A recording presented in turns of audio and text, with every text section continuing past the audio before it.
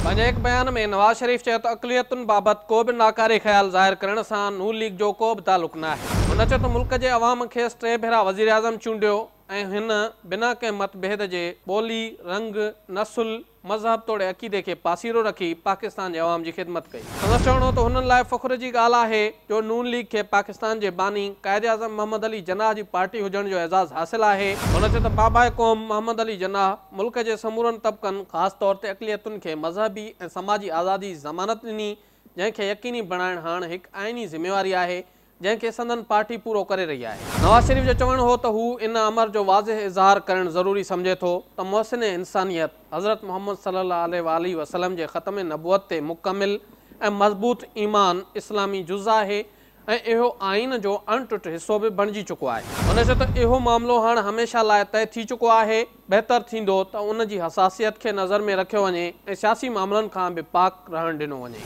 नवाज़ शरीफ़ चयो त इन हवाले सां चूंड बिल में थियल ग़लती ऐं कोताही जो फौरी अज़ालो कयो वञे, जंहिं लाइ हू समूरियुनि पार्लियामानी पार्टियुनि जो थोराइतो आहे।